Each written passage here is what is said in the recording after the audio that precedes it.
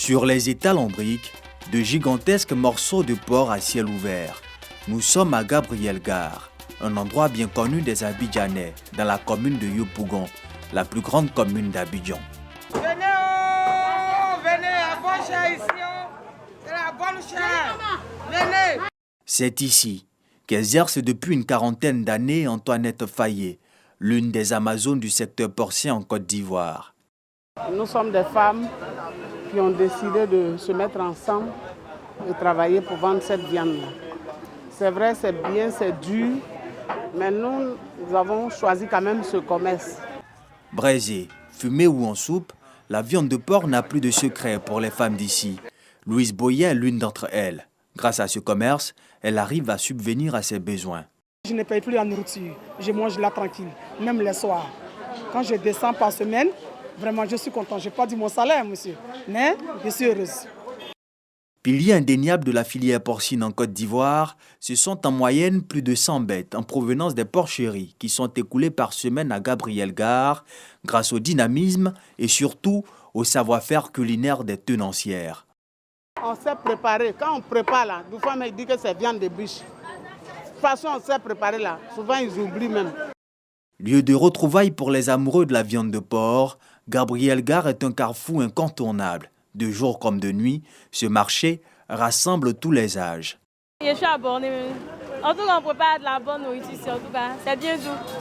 Je viens très souvent ici pour manger de la viande de porc qui est très prisée à Yopougon. Et c'est notre nourriture habituelle. Ce n'est pas Yopougon seulement qui mange porc. Les gens de Faya, là, c'est des gros mangeurs de porc. Cocotti, tu vois, tout le monde mange. Quand on parle de viande de porc, il n'y a pas que Gabriel-Gare et ses femmes. De plus en plus, des endroits dédiés à cette viande fortement consommée par les Ivoiriens sont aménagés dans les rues de nos villes, comme ici, chez Zongo, à l'entrée de la commune de Songon, un autre espace gastronomique bien connu qui fait le bonheur des consommateurs. À Diopodoumé, kilomètre 17 entre Yopougon et Songon, une autre adresse bien connue, chez Zongo. Installé depuis 2005, cet espace a su, au fil des ans, inscrire son nom dans le cœur des consommateurs. On dit merci aux jeunes gens de Yopougon. En tout cas, Yopougon, la joie, vraiment, aime plus la viande du porc.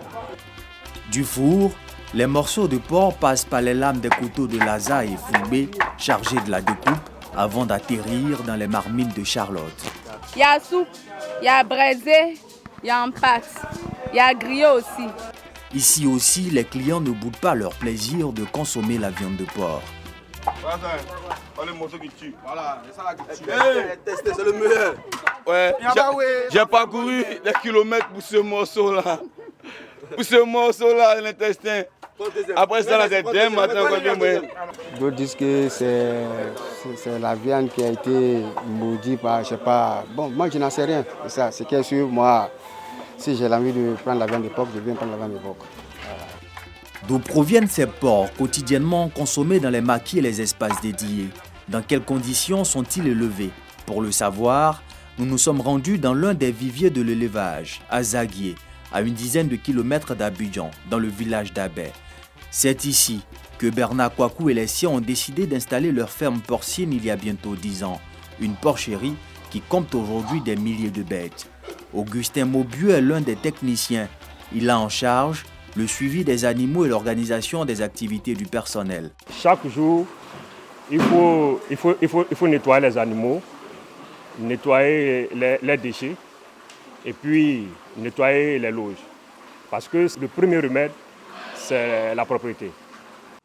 Soins pour prévenir les différentes maladies, alimentation, logistique, croisement génétique entre différentes espèces pour produire des bêtes atypiques.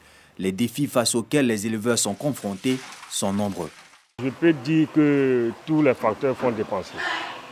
Parce que bon, le côté pathologie dépend de l'entretien. Quand l'entretien est bien fait, le côté pathologie, il est amoindri. Ça, c'est un facteur. Le côté aliment, parce que les animaux mangent selon l'évolution.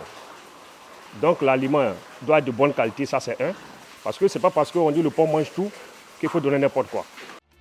Par mois, ce sont des centaines de porcs que Bernard Kouakou vend aux charcutiers ou aux particuliers pour un chiffre d'affaires de plus de 10 millions de francs CFA. Pourtant, le porc est un animal controversé, car s'il est apprécié par certains, d'autres par contre ne veulent même pas en entendre parler. Bon, on prépare comme ça, au dehors, comme ça là. Moi, je ne sais même pas. Quand tu es musulman, tu es un vrai musulman, le porc t'est interdit à consommer la viande, même à l'élever. Donc cela t'est interdit. Même à offrir la viande de porc à quelqu'un d'autre, en tant que musulman, en tout cas, c'est comme toi-même, tu as mangé la viande de ce porc-là. Quand tu vas dans les fermes, je trouve que c'est un peu sale. Donc par rapport à ça, je préfère la viande de brousse. La filière du porc en plein essor, avec un chiffre d'affaires annuel de plus de 70 milliards de francs CFA en 2019, est un secteur à fort potentiel qui génère des milliers d'emplois directs et indirects, selon l'interprofession porcine de Côte d'Ivoire.